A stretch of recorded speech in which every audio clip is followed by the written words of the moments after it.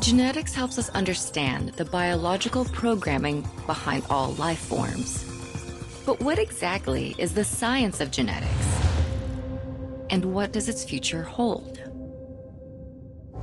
Genetics is the study of heredity, the expression of traits and how they are passed from generation to generation. For thousands of years, humans have observed this inheritance of traits and implemented their knowledge to breed and domesticate plants and animals. However, the science behind inheritance was only starting to be understood in the mid-19th century. Around 1865, Austrian monk and botanist Gregor Mendel published the results of his hybridization studies of pea plants. In his findings, he noted the role of factors that influence the expression of traits. These factors later became known as genes. Each human has between 20,000 and 25,000 genes.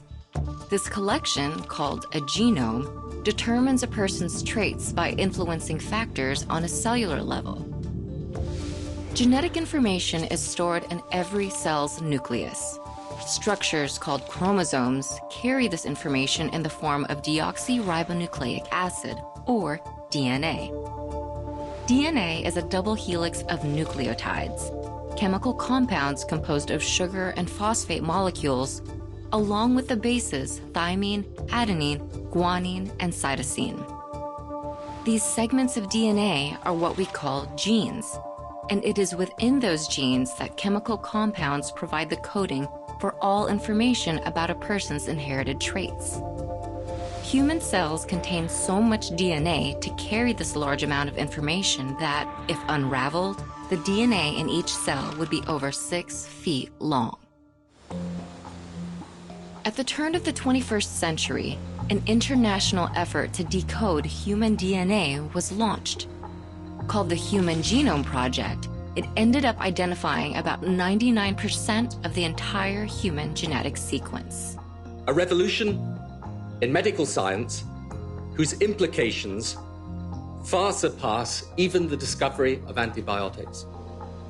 Discoveries in genetics research have unearthed tremendous opportunities in medicine, such as genetic testing and the manipulation of genes. But with these opportunities come risks and ethical questions. And finding the answers to those questions may be the next stage of our understanding of genetics.